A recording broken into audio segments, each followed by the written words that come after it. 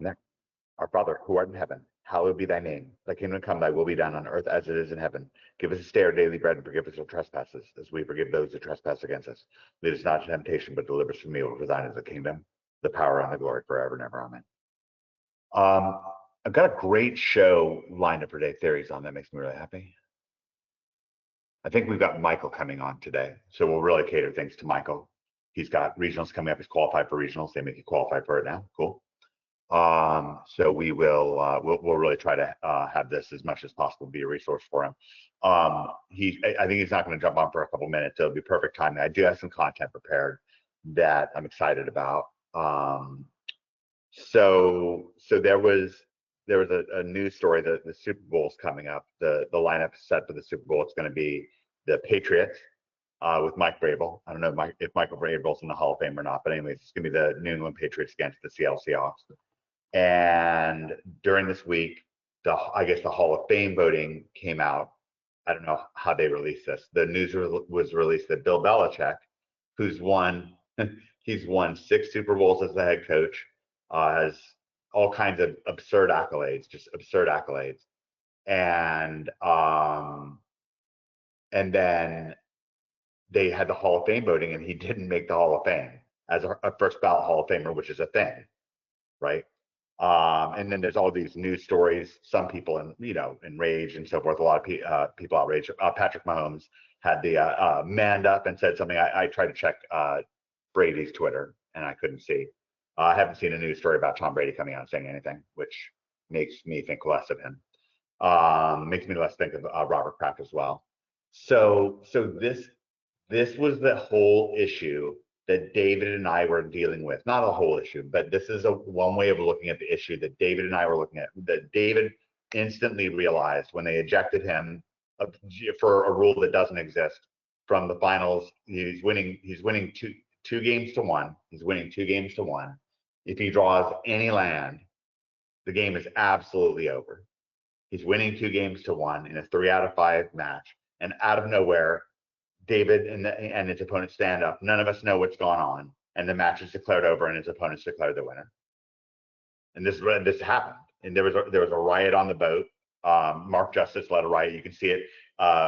Gary talked about me being on MTV. He pinned that Facebook thread, and they actually referenced the riot on the boat in those MTV.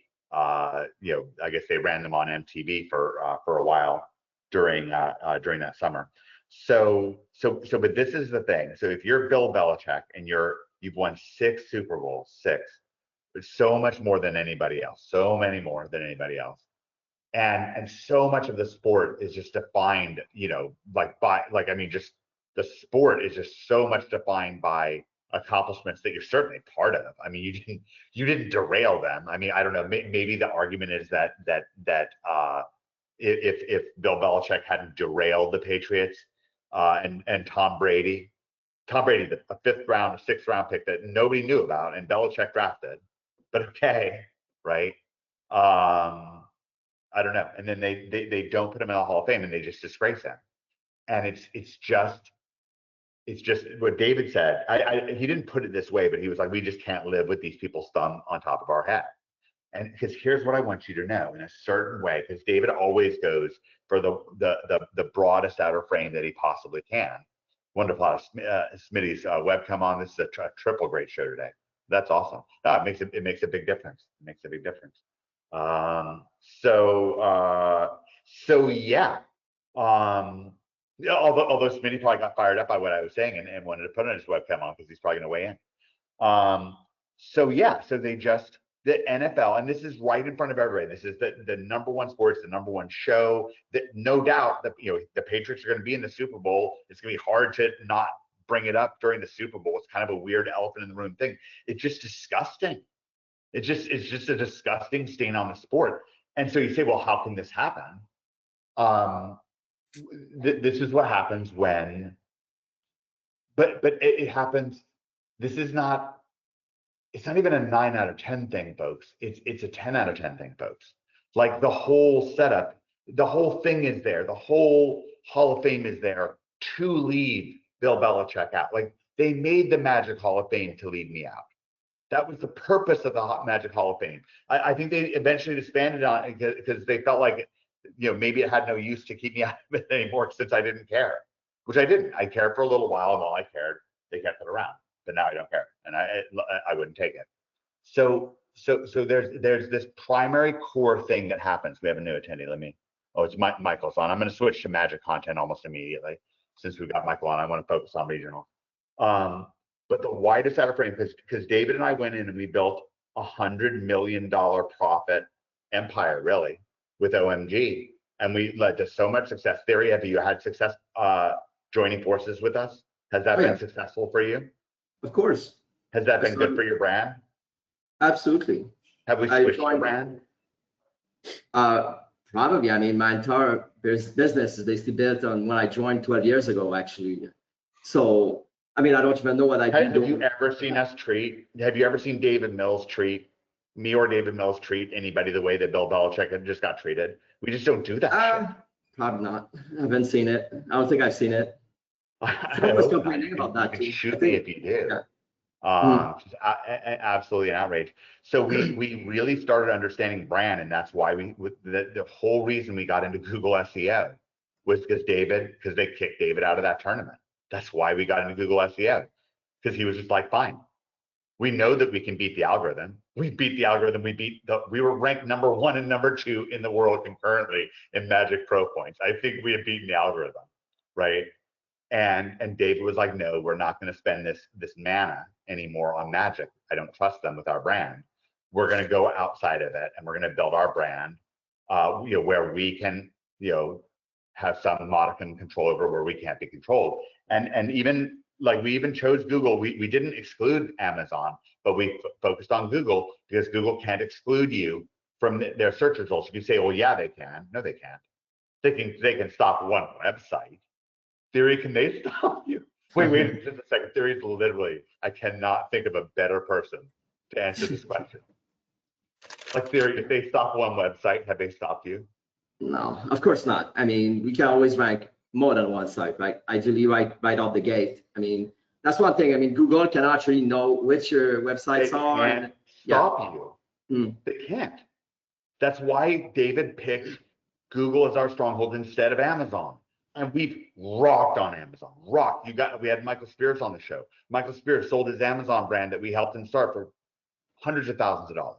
We're not against Amazon. We're not against making money on Amazon. We were one of the best places for people to make money on Amazon, right? But we chose Google as the central linchpin because you're not listed in Google. That's not how it works. Not exactly, right? And so, anyways, we'll talk more about brand stuff as these shows develop. But I just thought I couldn't do this show without saying what a disgrace the NFL Hall of Fame is. Of course, they're a joke. Deion Sanders, I thought, tip of the cap to Deion Sanders. He really came out hard. Travis Kelce, I saw, and I saw David Portnoy from Barstool Sports came out strong. So, anyways, Smitty, what did you think about it? You were a young player. What signal did it tell you at the time when you saw Watsy treating David so poorly? Oh, it was ridiculous. David said it best, like they've got their boot on our neck and there's nothing we can really do about it. So we kind of have to walk away. The Hovey thing was similar to when you caught the match loss, I want to say, versus Blackwell and like that premiere event. Yeah, when they stacked my deck and then said I stacked my deck. Yeah, that was a good one. It was, like in that tournament, for example, like Pete got disqualified, but he deserved it. Like he definitely deserved to be disqualified, or maybe not disqualified, but like he was, he wasn't acting admirably in that match with Hegseth, who went on to win the tournament. Casey McCarroll also like blatantly like just robbing the world, which he has gone on to do some more of in that same tournament. But the more relevant comparison is like when they just grabbed your deck and they're like, oh yeah, you didn't shuffle this well enough. I think it was a match loss or a DQ or something. It was a DQ. And I was just about to become the #1 prize winner in Magic. They also in It's the not same tournament. David, it's like, oh, Yeah. you didn't tap your At the man. same time, they had nationals. It was a Masters final that I was winning, and then there was a nationals championship, and in the semifinals, somebody targeted. I don't remember what his name is. He was playing Stompy, and he giant growth my Morphling. I kid you not, with his pick, the card touching. He giant growth my Morphling when I'm blocking his albino troll, which you I can't. think his name was Hernandez. Yeah, Hernandez. Yeah, and it's level 5 rules enforcement. It's absolutely clear that he is giant growth my Morphling. There's no question, and they're just like no, and it's just like it's just absurd. I mean, it was just issued down from on high, but they were just terrible with our brands, and we're here to be great with your brands. And you'll see. Like what I mean is this podcast is a bellwether of what David's doing, what the moves are going on behind the scenes. They're very strong moves, and we're really here to unleash your brand and to put your brand in your hands. Okay, so that's enough of that. Let's talk about, we've got science on Angel Shuffle. I'm going to a little bit let what Michael wants to talk about guide the show. Michael has qualified for regionals, so let's give it Michael the applause and appreciate it. He also just made recently top 64 at a big whatever they're called, the SSG Con, the 10K events. Very, very hard competition. We have a number of directions that we can take things. Overnight, I did some testing. I want to point out to people that Smitty days ago messaged me telling me to buy whatever it's called, the what is this guy Formidable called? speaker. Formidable speaker. Not, and again, it's very different to tell me to buy something versus check this card out. Like, and I did, by the way. I did. Like, and that speaks of our relationship. I didn't even own it on Magic Online, but I bought some in real life. So Michael, we've got the tournament coming up.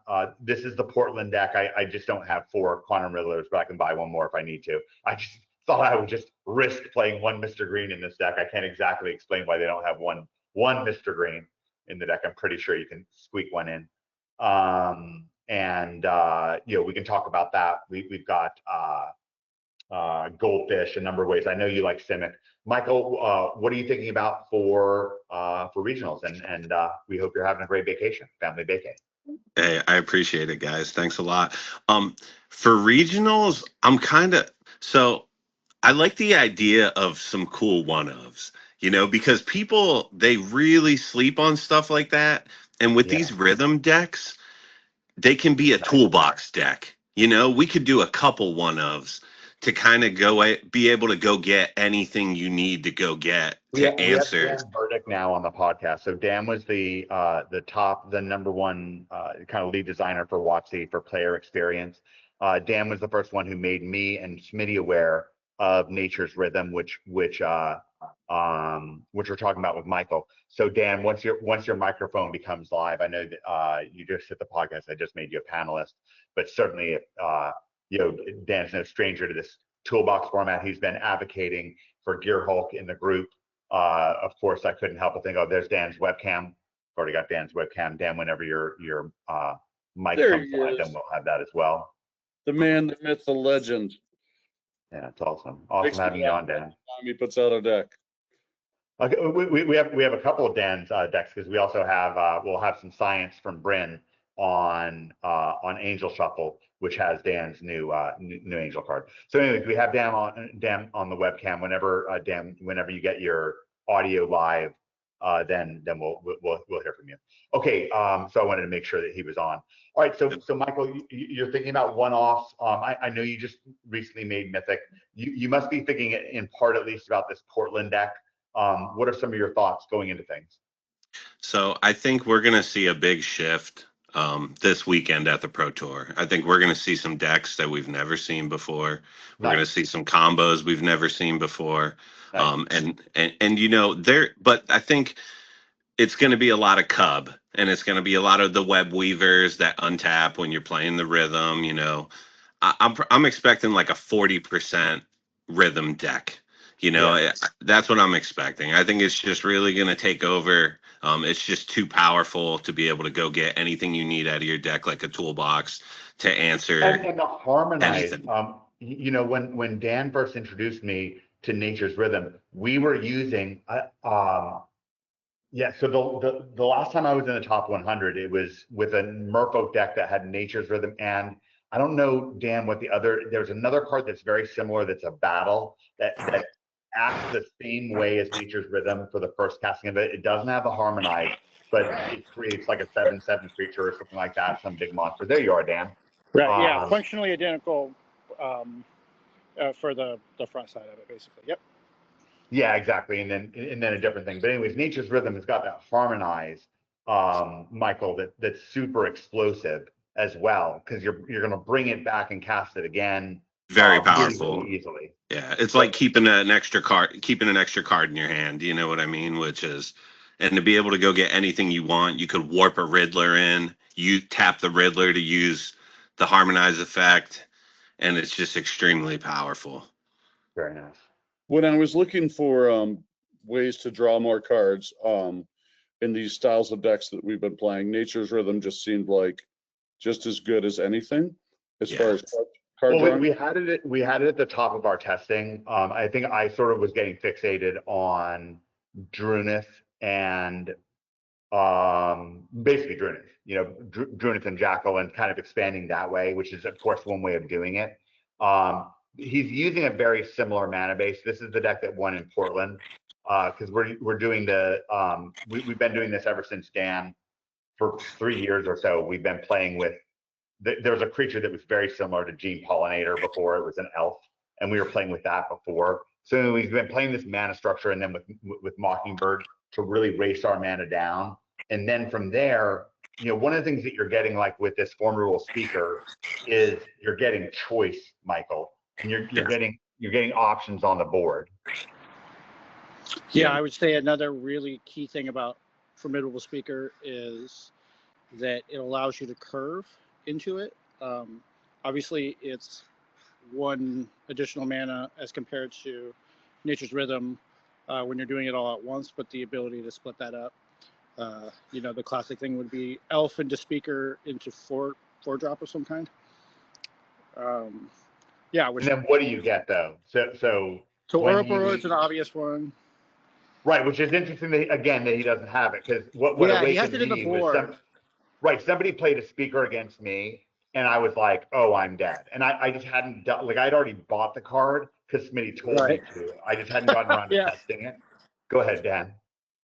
Yeah, absolutely. Like, oh, I'm just totally screwed. Like, whatever's happening on this subsequent turn, which might be turn 3, you know, Ouroboros is commonly like the worst thing that can happen to you. But no matter what, you're just like totally screwed, right? They're going to put an enormous amount of pressure or have an incredible answer for you. And they also just have their engine going. As Smitty pointed out to me, so more of it's to come. Even if you deal with it this turn, they're going to do it again next turn, and then next turn. And it's probably like you can go worse. get a speaker with speaker, which is the wild thing. They'll get a speaker with speaker? Yeah. It's a thing. It is a thing. It has uses, not tons, but some. Go ahead, Okay. Dan. And then obviously the main thing with it is that you can untap one of your creatures that's a mana creature, right? Is that right? Just on top of everything. Yeah. But yeah, the ability to get the engine going with Gear Hulk. You know, this dude who won is just playing one Gear Hulk, which makes sense with Speaker when you think about it, because all he has to do is get that first Gear Hulk, and now he can start doing Mockingbirds. Can I ask you guys something? I'm sure there's a good answer to this. I'm sure. I guess they have Meringue. The answer must be inevitability and Meringue. So that's what they do. If they had to play against Bryn, right, then the turn that Bryn is playing his Angel deck, the turn that Bryn thinks, okay, I'm fine, then they're going to either Meringue and he's not fine, or else they're going to Crater Hoof and kill him. Is that right? Correct. Yeah, they're going to play the hoof and kill you. Because really what's going to happen is ultimately it's kind of about the hoof, right? Yeah, I think that the hoof that I didn't understand, and kudos again to Smitty for never giving up on it, is the ability to go like, okay, this is the pivotal turn. and just be able to hoof in a variety of We circumstances. always see that with Smitty's deck builds, which is so refreshing. Is he has that? It's like in his whatever he's called, Superior Spider-Man Cavo builds. Smitty always has those dragons that just end the game. Mhm. Smitty don't want to play one more turn. Right. Yes, it's super relevant. And then there are times where it's a trump as well. So like another thing What about was that, Dan? There are times when what? Where it's a trump, where there is some kind of not necessarily board stall, but how do you? Yeah, how well, do you that's what I'm saying is like that a whole the bunch of like whole point of the Angel version of this deck is to win the board stall through giant flyers. What I'm surmising is that this guy's you're gonna come back with a beam off a turn or two early. right, and just really, I mean, I guess it is about pivotal turns, but also just the ability to blank a whole bunch of other things that typically matter. Like, if not for the fact that kind of like This deck has a lot of board disruption. Is that what you're pointing to? Where he can seam rip, he can because we played a lot of Dan's Gearhulk decks. We had this in the deck that we highlighted in the Magic Secrets book. There was a card similar to Melstrider's Resolve that we used to play in Pioneer or whatever it's called format, where you fight the creature. But he actually has a fair amount of removal in this deck. I mean, you can speaker now. You can't speaker up. You speaker up a Prodigy. You can't rhythm. You have to get the Gearhulk to get either of these one-offs, right? Is that correct? yeah, so you can rhythm up the Prodigy. Probably the most common thing that happens with Gearhulk is just going speaker Yeah, into if you go and get the Gearhulk. Gearhulk, if you've got the mana and the time, of course you can Gearhulk up, Seam Right. Rip. And it's just Resolve. dramatically having like 2 copies of early removal, especially Seam Rip, along with the engine that starts on turn 3 or 4, Yeah. just increases your ability. Like takes you from 0% chance to answer early threats to So Michael, are you leaning into this type of a deck, or what are you? Yeah. What are you So currently thinking?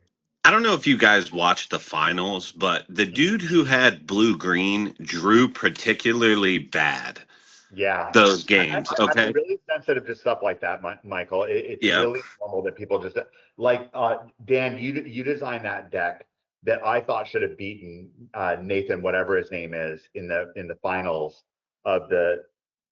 We had the Gix's command. They had red black, and then we had red black with Gix's command. And our guy that lost in the finals, I know he was just dog tired because he had just played like a 4-hour match in the semifinals against that hellacious black-white deck that just, it was a slow-moving player. She was playing like really meticulous, which I don't blame her, but God, you just don't have like it. I just felt like in the finals, he was just tired. So sometimes, and then you think, well, that's the better deck. But Michael, if the blue-green deck is better. I think the green deck is better. And I think multiple copies of Ouroboros main board is the way to go. Yeah, I think that game one whole, curving into that is going to be unstoppable. I love the idea of Mr. Green being out of vote for you, Michael, because you're going to punish people with it. Let's start putting together the deck that you'll probably more likely play here. If you grab I think it was top 8. There was a version of green blue that was top 8 at Portland. It should be on MTG top 8 or something, but it wasn't the second place deck. I didn't like that guy's deck as much. I liked the other guy who got knocked out a little bit before. I think his deck was just more efficient and more of a stock list, which I'm leaning more towards that way. It's just more consistent. Well, Can someone send me that list so I can get it populated? Let me talk about this deck real quick. That got second place. So that's Mason Buandana, I believe. Yeah. Smitty, can I get to this list from that link you sent me? From that last link you sent me? Yes, you absolutely can. And it'll be really easy. So Mason Buandana, I believe, finished top 16, top 18 or so in Atlanta as well. So he's been working with this team, and the guy that won Lyon so he's part of that team with the guy that won Lyon with blue green roid. So one of the things I pay attention to is what they're doing, as those are two guys that I can find easily. And so in the last two big tournaments that I've been monitoring, he's played Blue Green Royd and he's finished top 16 and second. So not saying he's got the Cool. best blend, but like I definitely pay extra special attention to So what they're is this the deck? Let me read it off to you and see if this Yeah, is that right. makes sense. got 3 Royds. Is this Devin Straub? Is that the guy? No, Mason Buandana. So which deck is it that Michael wants? You know what? Go ahead and load up the Buandana's. That makes Okay. sense, Smitty. Yeah, it seems like that guy has been consistently topping these big tournaments. And he's So working with a All right, great so let me pull this up. I don't own some of these cards. This is a great show. It's great to have you on, Michael. I know you're yeah, no busy, worries. and we're gonna make Thanks for sure that having you're me, even guys. busier. Oh, geez, give me a break. It's a pleasure. Okay, so we've got 2 Okos. That's good news. We've got, let's see. Of course, he's got Junior. And one of the nice things is we play so much fundamentals over here that we're ready for this. You know, we've tested a lot of these matchups. All of these cards we've tested exhaustively. And so it's really just a little bit of change here and there. Smitty, can you walk, as I'm populating this deck, can you walk through some of the cards and what's making these great? Okay, so Oko comes in and is excellent in this deck. Oko should Okay, probably so let's just stop and talk about Oko because I've read her a couple times. Figured she was going to be good. Didn't realize she was going to be this important this early. Go ahead. Yeah, it's also going to be great in the deck that Bryn's going to talk about shortly, as it does some really cool stuff before it flips. This plays in an angel deck. Can you put Oko in angels? Why not? Great. Okay, cool. I'll be honest, I'm thinking maybe 1 Oko in the version that I'm gonna play. Okay, well that's good because It I own seemed one Oko. it seemed a little underwhelming versus the mirror match when they're hitting That's what you want to Ouroboros. watch out for. Yeah. Exactly. They're hitting Ouroboros and you're playing an Oko, like you're in trouble. You know, you are in trouble. You know, I'll tell you one thing you're going to have to test. I don't know how these people are getting by without the Merfolk to draw cards. Oh, the Riddler is why. The Riddler The is why. Riddler. Okay. Yeah, That'll he's be- everything. Helps with that situation where like you're in the later game, you need something bigger. And there's all right, I'm not trying to get too far off topic here. So Bird Hulk and Reclamation Speaker, Saga. Is it a different card that I'm not thinking of? Oh, it's Reclamation Stage. Okay, sorry. Go ahead. Go ahead, Smitty. so the defining cards right now might be the Speaker. I think the Doorkeeper needs to be in the mix for most of these decks that can cast it. As we're still seeing Airbending show up and they just can't win against that card. Wait, what can't Airbending win against? Airbending, the Airbending deck is it's still going. It made top 8. Yeah. But what can it win against? What can Airbending not win against? Oh, Doorkeeper Thrall. Oh, Dark Cable Thrall. Yeah. That card's So sick. back to Oko, I mean, I think he belongs in the mix in a 1 or 2 of. He only has one. I'm not like gonna break the farm if somebody doesn't play it. Simic is all about the Weaver and the Bird. Yeah, I'm definitely got 1 in that main board, and he seems to be such a target. Every time I play him, they just like they try to kill him as opposed to like anything else. It's like he's the scariest card. I think they're just like thinking of the old Oko, but it's a good target, you know.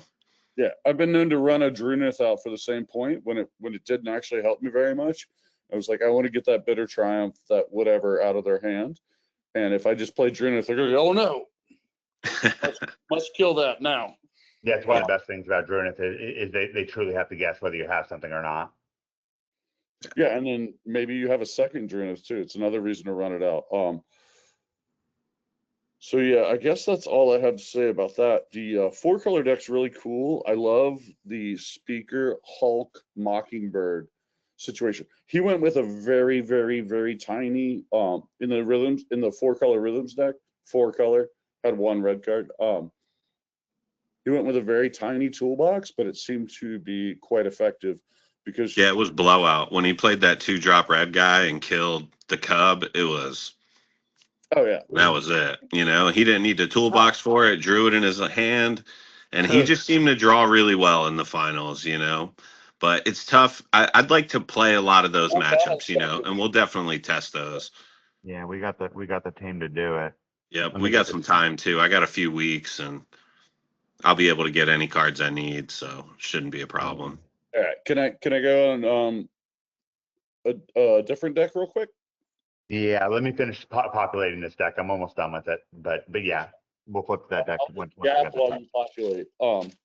So Cavero got a bunch of new friends, as we know. Oh, I know you're excited about that. Okay, cool. for it. Requiting Hex is an interesting card. It's kind of like in the Burdick school of getting underneath versus playing Bitter Triumph. I'm not sure how I feel about that. Obviously, the big three are the Speaker, the Deceit, and the Wistfulness, which are silly good. And then there's like the Dark Horse hanging out in the back. It's called Iron Shield Elf. I don't know if he's going to be useful or not. But he's like a 2-mana 3/1, discard a card, he gets indestructible, I think, or something, and you tap him. It's something silly like that. He just Sounds really good against control. Sounds awesome against, like, you know, he's kind of the like Jeskai deck. he's kind of like Veteran Survivor. Like, he may not go coast to coast for you, but he's going to be a big pain in the ass and a big help. Sometimes he might go coast to coast.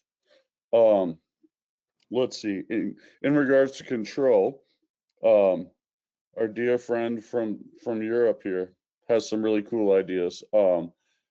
He found this card that's really neat. I don't think we need 4 of them, but I think 3 of them in some of these decks is going to be really great.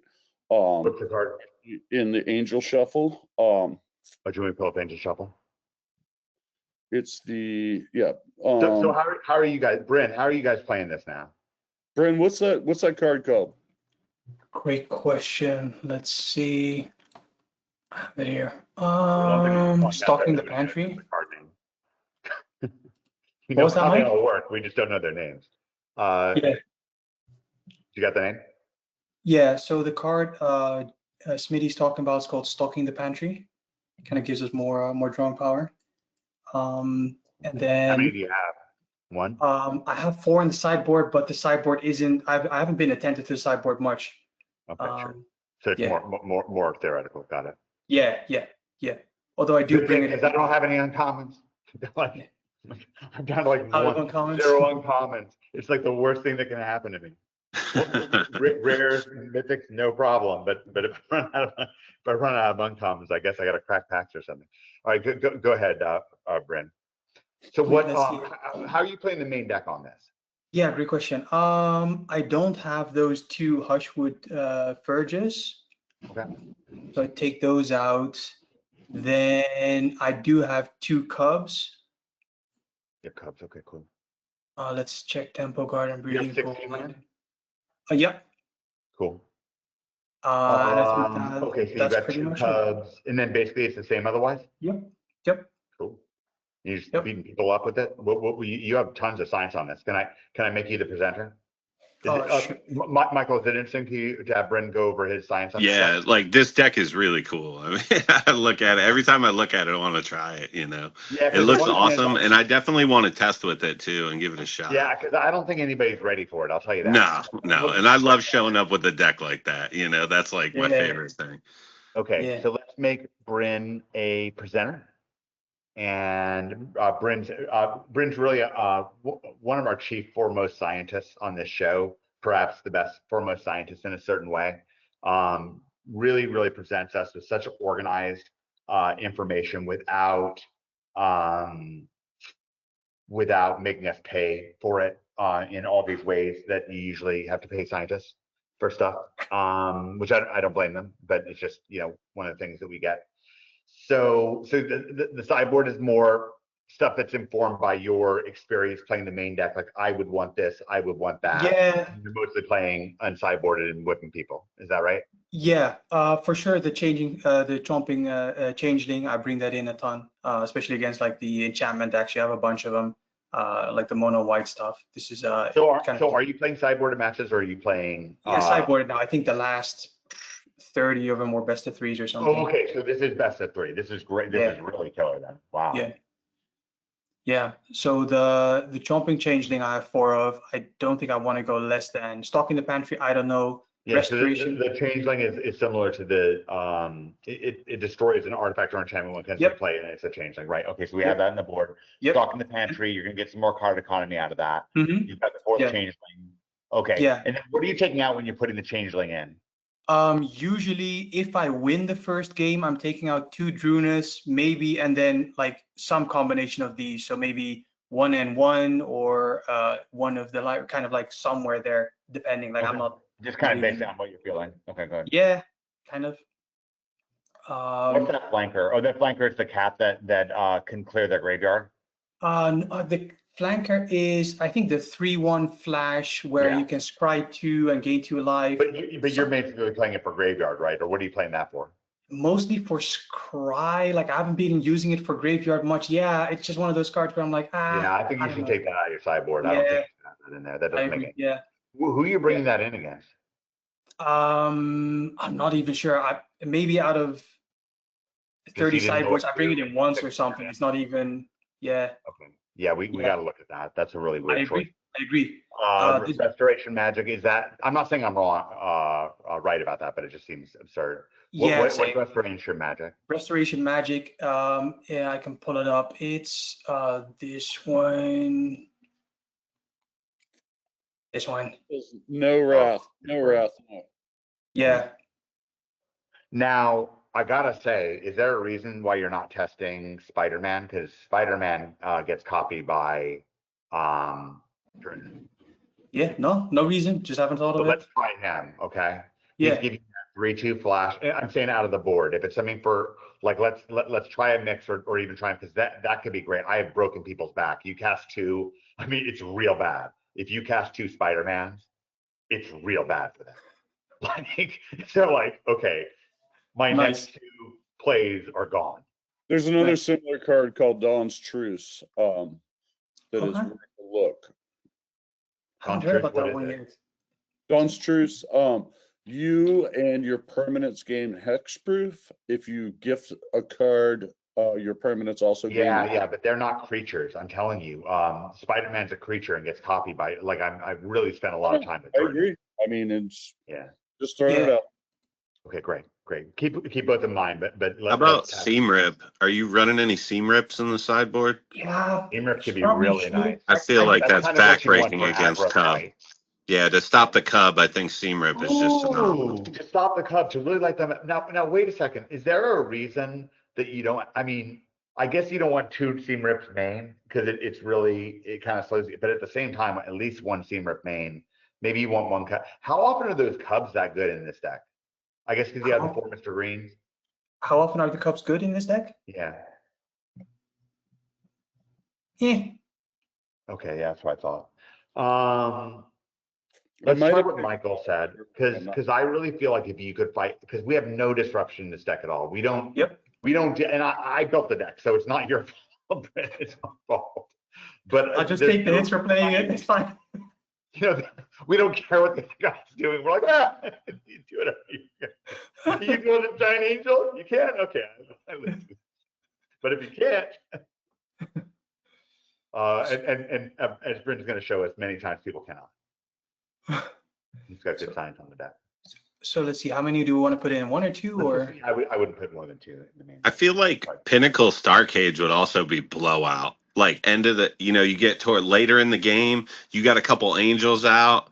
Pinnacle Star Cage, if you're playing blue green and it just eats all their little guys that are big now, like I feel like the Pinnacle Star Cage and the seam rips are like some of the absolute best pieces of removal right now Really that cool. are just blowouts. Michael, I fear seam rip. I played so much blue green. Freaking hate to see it. These are the 2 cards that I hate to see the most. Yeah. And Starcade, it's rough. I mean, those guys are gonna come back out and whip your ass. You Yep, know? exactly. They're gonna Yeah. get bigger, you know, so Nice, nice. Yeah, well, why don't you, there's different ways of doing it. I really like, what Michael was saying with playing a bit of some one-offs and so forth. But yeah, can you pull up that can you pull up that Spider-Man so I can show Oh, yeah. people? It's a legend. It's, I don't know which one it is. Demi. It's called Uh, Adonai or something like that, or Demi. I played with him a bunch a few months ago or a month what's ago. it called? I don't remember. You just type in AD. Indestructible. ADAMA. Yeah, he'll come up. Indestructible. He's a 2 cost. This one, Ademi, or? There it is. Yeah, it's a demo. There you go. yeah, that's the Spectacular Spider-Man, right? Yeah. Yeah, I mean, this is terrifying out of the board. You still play one or two Drunas against the control decks, and they just don't want to see it ending. I mean, he's also, the worst thing is when you have a card that's there to stop a board wipe, but you just have no pressure, right? So Ademi gives you that pressure, something to kind of come in, bring some pain on your opponent. But yeah, I think that having, so the core, how does the deck play out? Can you show us the grid of games and stuff? Because this will really Yep. make things shine. Oh, so that's Yeah, I have a- this. I have a question for Bryn too. How has the Mutable Explorer been? Mutable Explorer, great. It makes it more It's so reliable. weird that he's good, but I guess somehow he is. And again, I Yeah. put it in there, but it was just there. Yeah. I don't think I've played a game where I took out like 4 Mutable Explorers for 4 Chomping Changelings or something. So I try to leave 3 in. I don't think I've ever went below 3. Because you're at some point you're just kind of constantly looking up, and then it's just giving you the amount of creatures that just come in and take somebody out, and obviously it gets Yeah. really out of control with Giada. You just Yeah. have so many angels. Yeah, Giada and the Angels is crazy. The ball, That's crazy cast another angel, and whatever comes out is just Yeah, like you cast you have a Giada, and then at some point you cast like a Light Stole, and it's just like a 7/6 Light Stole for 1 mana. It's crazy. Yeah, like good luck. Notes. Yeah. So let's look at some matchups. I think this is the Lessons matchup. Ooh, God, that's good. Are you serious? Yeah. Yeah. The lessons actually kind of got like the short end of the stick in Lurman, as far as I can tell. They got Spell Yeah. Snare. And they're like, that's what we got. We got Spell Snare. Yeah. Yeah, I mean, it's good, but it's a reactive card. Yeah. Well, yeah, it's Wow, like all the 66%. other decks gained. I'm stunned. So Like, when you lose, they take out your mana and you die. Is that what it is?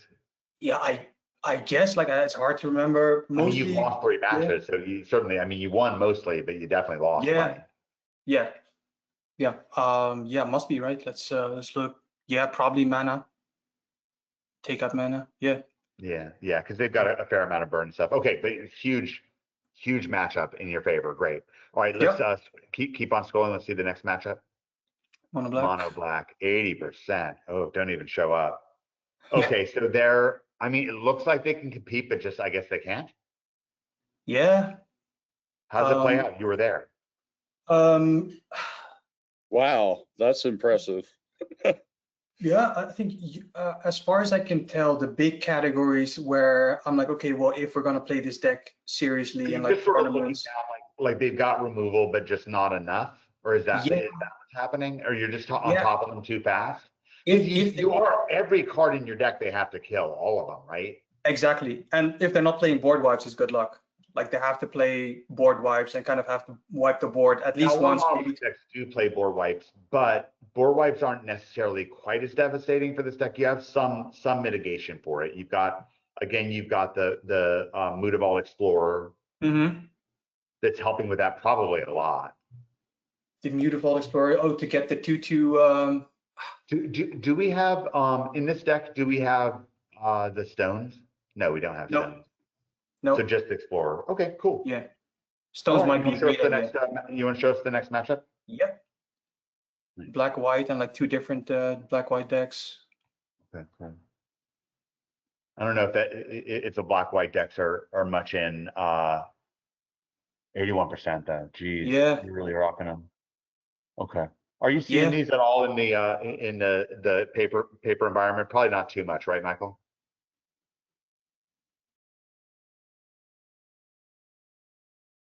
You know Black what? white guys That's- may Oh, show sorry, up. guys. Like Umbral, Collar Zealot, and Vengeful Witch. If you know what that is, then Yeah, I'll be honest. I didn't see much black white at all Right. at The- these the Star one thing City that Games could show things. up- Like, I really haven't.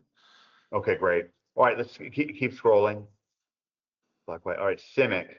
80% versus Simic. Crazy. So you were just flying over. Yeah, like I'm not worried much except for at like one category of matchups. It's like black green or black green plus something, and it's kind of like that's kind of like we have to sideboard something for that, and then otherwise I'm not really worried. Really? So Yeah, you're just flying over. Okay, now you certainly played most of this before the Portland tournament. Portland will affect the meta game, but this Yeah. is really good to know that versus kind of this classic, what we expect to see Mr. Green kind of Simic. yeah, You were just flying over top and just taking wins.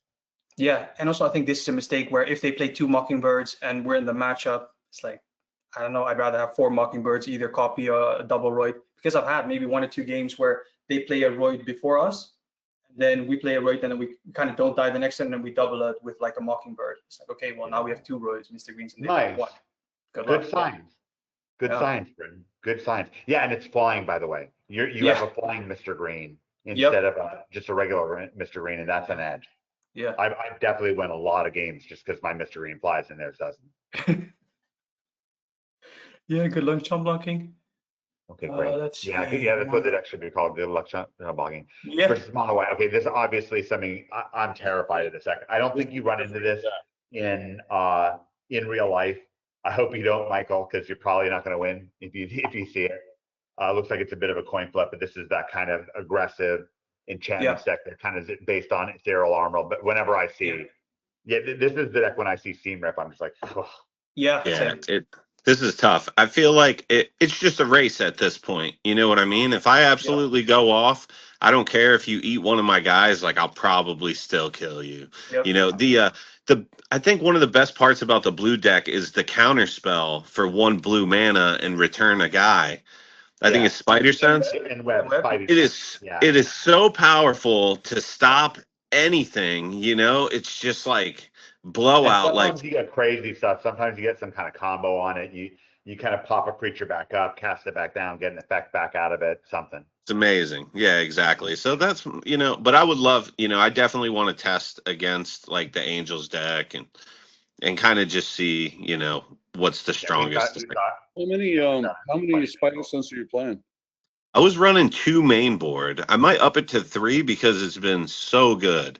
Like, it stops the Spider-Man from bringing everything out of the graveyard because it counters an ability too. Right. Yep. That's correct. So, you know, and then it stops the board wipes, which if It you stops stop a crater- board wipe, you just win, you know? Yeah, great. The crater hoofs come into play effect, which is what makes the crater hoof so deadly. Exactly. Stop their Ouroboros. Like, I mean, it is just now, such one a of our card. favorites though, and try a mix. Okay, what I would do, definitely have at least one of those tie binders in there, because then so much harder to prepare against you when people are like, oh, what does this Michael Freeman guy have? Well, I saw this, I saw that, and it's like, oh shit, he's got everything, you know.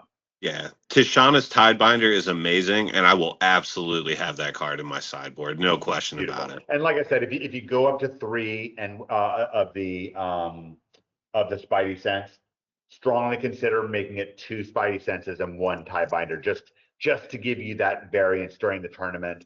Yeah. Just to make you harder to game plan against, even first game. Okay, Definitely. do you have any more science on this deck, or is that it? Yeah, I think this is like the kind of combination between those two is mono white, and then here kind of like Yeah, some. let's look at some bad matchups here. Yeah. So some bad bad matchups. So green, black, white would be that kind of removalish deck where they play the that one legend that every time something gets removed from the game, they draw a card, and then eventually it's an indestructible lifelink creature. Which one is that? He's black, green, white, I think. But yes, the guy, you need 7 exiled cards. Yeah. Yeah. So that's what this deck is, right? Black, It's green, sort of like green, white deck. But a green, black, white is probably going to be like a lot of removal, basically, right? Yeah. And then actual green, black looks like a nightmare. 2 and Yeah. 7. Yeah, I've never been happy playing that one with they play Now that may be something where you're lucky because I don't know how much green, black is in the metagame, but Michael, that may be a clue. Theory can tell you sometimes you mix in a little black into blue, green, and you get a good thing. So keep it in mind. Keep it in mind. Okay, green black, the nightmare matchup though, if it does happen. What are some of the things that are happening? They're basically getting to do the same things that you want to do, and they're taking away the things that you want with their removal. Is that what it is? with green black. What are they doing? Getting some big creatures. I don't think their creatures are very big, but they do get.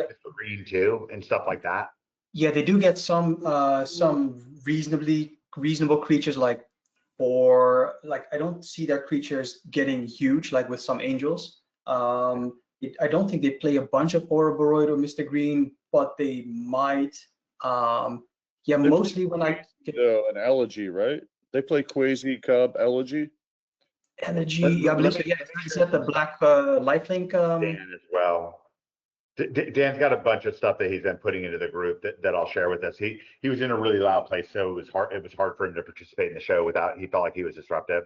But he said if Michael's correct and the field's 40% Cub, then cheap Wraths are just absurd. Pyroclasm in particular. I got wrecked by Pyroclasm right before the game started, right before the podcast started. I'm not really seeing how innovations change anything about how much killing their mana early isn't the most important thing you can do on the draw. Yeah, there is something about like what's it going to be like, but maybe there really are times when you can just kind of overcome it or get around it. It'll be interesting to see how the field kind of reacts to it.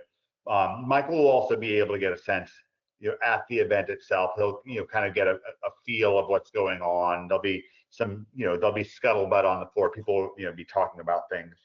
Yeah, one thing I did not do in Atlanta, like I showed up late to Atlanta. Like I got there like Friday night. Like I'm not gonna do that in Milwaukee because I like going a day early so you can pop up on Friday and see what people are playing in these side events. Walk the floor, Michael. I want to walk. 100%. I want to see what people are successful with there. Wisdom on the floor. I will walk the floor. I will talk to every single person there.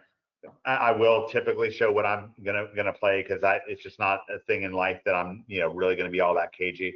But I will talk to everyone who wants to talk to me and discuss the field and discuss what they have to say, because I have never found a Magic tournament where there weren't 2 or 3 guys there with a hell of a lot of smarts that are that have done some great preparation, that are ready for that tournament, and it's just a great wellspring opportunity. It's also, I want to point out, if you guys are ever, go to a business event, I really, really encourage, it's really true of anything socially. Like if you're in a social environment, it's so much better to talk to everybody than not. And Smitty can talk about this a lot. I don't know how Smitty was before we started doing the Area 51 lifestyle stuff. It's hard for me to remember. Because he's so different now. He was strong socially in a lot of ways, but I felt like you would get into fights and stuff, or just get into, not fights, but not like actual put up your dukes fights, but arguments. I felt like you would get into arguments and stuff like that. And he's like, who, me? Being argumentative and thinking he's always right? No, not me. But now there's none of that in you now. Like now you're like, everyone says to me like, geez, Smitty's got the best personality on the planet Earth. He's like so great to hang out with, and because you're just so not judgmental and stuff. But it makes it easy to talk to everybody, right, Smitty? Well, I mean, because you're not there to weigh in on what they have to say. You just, whatever they have to say is cool. Like they're a cool human being. What's going on? I kind of like to extend as much grace as I can, and I like to, and it's not intuitive always. But I try to remind myself to extend grace to people as much as I can. And how many times have you gotten paid off big time for doing that? A bunch, right? I'm sorry? How many times have you won big because you did extend grace? How many times have you found out? Like, I mean, like if you fail to extend grace to the guy that cuts you in traffic, you might be on YouTube getting shot. So like, don't do that. Yeah, but not just that, Smitty. There's, Like, there's plenty of times he's when, great. when you initially probably judge somebody and then turn around and found out they were a really cool person, and it was a good thing that you took some time.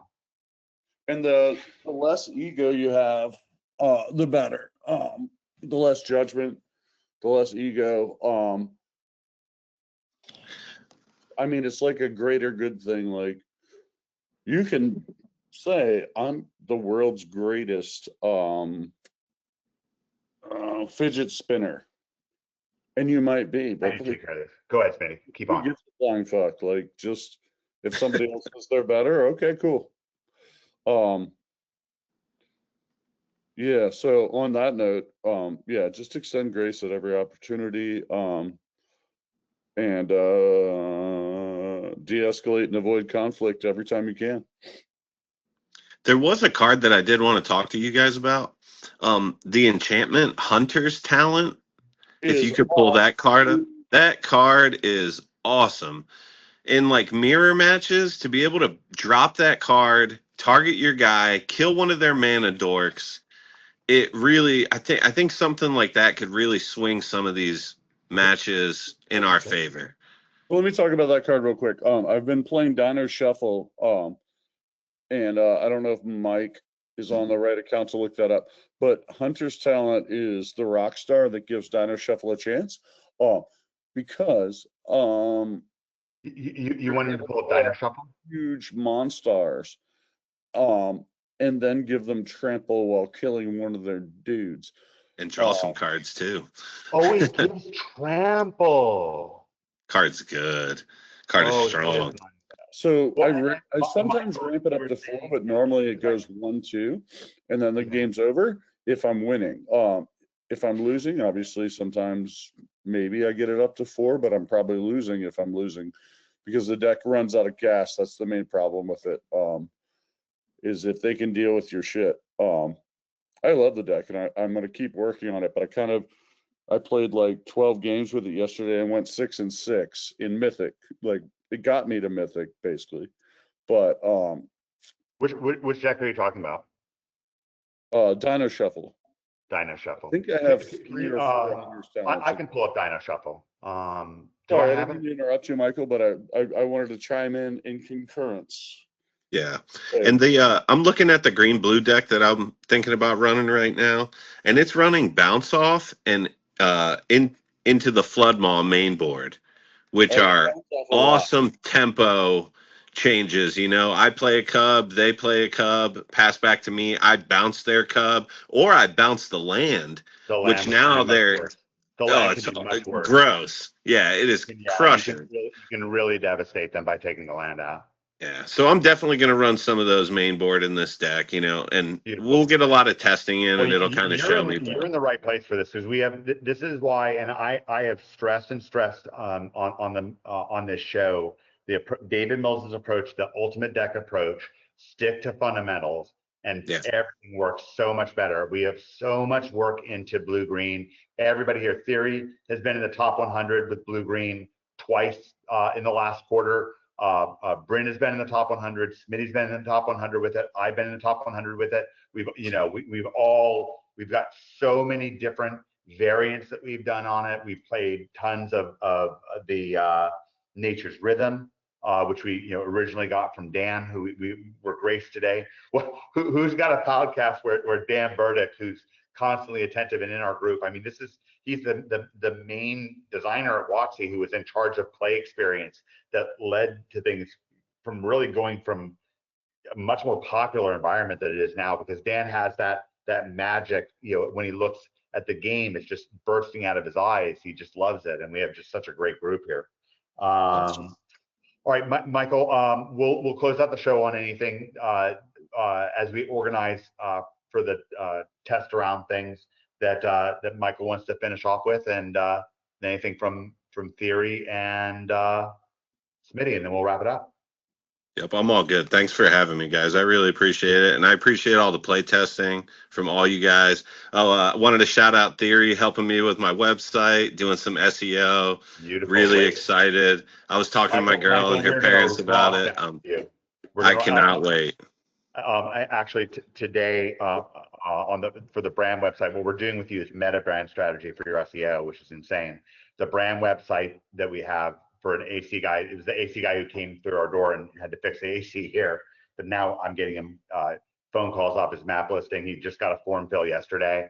And with what Theory's doing, the reason I bring up the AC, so the AC guy, he's doing his brand website, but he's also doing what Theory's doing for you, which is meta brand sites. And I mean, we hit what Theory, you sent me a screen capture this week, #1 for AC installation. And this is a big city. This is a prominent city. Sure. I mean, That's AC awesome. installation, that could be a $25,000 job. It can be a $50,000 job for an installation. So we're going to be, I started this show kind of going off on the Bill Belichick, the brand abuse. And one of the things that, when David and I put together OMG in the first place, we wanted to put business owners like you, Michael, in charge of your brand. And Theory has an incredible vision for your brand. And we're going to be working together to not just to make the phone ring, but really to make it a great experience. Thank you, guys. Appreciate it. Great. All right, amazing show. Let me get final words from Theory. Looks good. Like I said last week, I like the upgrade on the Angel Shuffle. This first deck, Mike, I tried, you brought me, so I'm just glad to see it's much better. I haven't tried it yet, but I just can tell by looking at it. And obviously, we see the test data from Branch, absolutely amazing. And by the way, Mike, it's a top 10 twice in the last quarter with the blue green. Top 3, actually, top 7, top 10. Top 100, top 10. Yeah, in the last quarter. And then, yeah, I think that's it for me. Right. Theory, do you also speak French? I do, yes. Yes, We should incorporate absolutely. that. I have a bunch of French friends that play Magic. Keep that in Okay. mind. Sure. Mark Hernandez, French national champion, and he took second at Worlds. Nice. The first Worlds, we were really close, and he Wow. was one of the ones that really helped develop the whole Parisian Magic scene. Helped develop it. Really cool person, dear friend to this day. Okay, this is one of my favorite shows. One of the things I want you to keep it in mind is in David Mills' world, no one has their foot on your neck. Not David, not anybody else. Not in Magic, not in your personal brand, not in anything going on. We want you to live a really, really great life and help us flip the whole world. There's this idea of player characters versus non-player characters. Smitty, when you learn this type of stuff from David about expectations and how to treat people, how to give people the benefit of the doubt, that was kind of a shift from you oftentimes acting like an NPC to being like a player character, to like actually getting choice instead of just being ruled by your supposed opinions. Yeah, I always struggled with one of my biggest struggles in life was being told I was wrong when I was 96% plus sure that I was right. And I had to burn the world down to prove it if someone told me I was wrong. And it still pops up occasionally, but like I've gotten it reined back a lot. It came up a lot in poker. That's one of the reasons I could try to get you away from poker. It's just not good for you. Yeah, no, it's terrible. Some things are just not the right fit. It don't matter. It don't matter how smart or good you are. They can still. Although I learned a lot from your poker missions. You were the one who put tilt less onto my mind. I mean, you would always you were really on a mission not to go on tilt, and it really changed your life. I mean, obviously you kind of found it through David, but anyways, you wanted. Yeah, there's another guy. If anybody ever wants to look at it, TommyAngelo.com. Even if you've never played a hand of poker in your life, go read Enough Is Not Enough. His article on his website is completely free. His articles are completely free. He's written a couple books, and he's a really nice human being who I have been fortunate enough to converse with many times over the years. There's just he's a poker psychologist, right, Smitty? Is that what he does? I'm sorry. He's a poker psychologist. Is that what he does? He was a pro player, and then now he still plays, but he's more of a mindset coach. So yeah, exactly. Which can be, guys, in poker, it can massively matter if you don't have He doesn't write books about how to you can have a tool set of all the right plays, and you can be barred from that by your own mind because somebody gets, they get you on tilt, and now you don't have access to all those good plays anymore. Because instead, you think that you're playing Rounders and you're Matt Damon and you're gonna win and the crowd is gonna cheer for you, but no, you're being suckered by somebody who wants you to think that way, and they've got the better cards, and that's all that's going on. Pretty But yeah, much. if you go to TommyAngelo.com and you read 2 articles, you won't be mad. Rubber Band Story and Enough Is Not Enough are just do it. Just go to TommyAngelo.com and read Rubber Band Story, the article, not the whole book. And Enough Is Not Enough. And I don't think you'll be sad that you spent 20 minutes doing that. Yeah, great. I think And you'll be it'll really match up well with what it really goes along very, very, very well with what David will teach in relationship advice about expectations and so forth, and how they're poisoned. Tommy's quote is where there's nothing like the high I get from low expectations. That's a Yeah, Tommy quote. I love that. There's nothing like the high. Yeah, exactly. Very, very much aligned. Okay, fabulous show. I'll get it posted as quickly as I can. I look forward to seeing you guys next week. It's going to be a great week of testing, of excellence, and putting your brand in your hand. God bless everybody. See you on next time. Next show. Thank you, gents. It's going to be a good one. Great prep, Smitty. Killer. Everybody. Bryn, incredible. Great prep.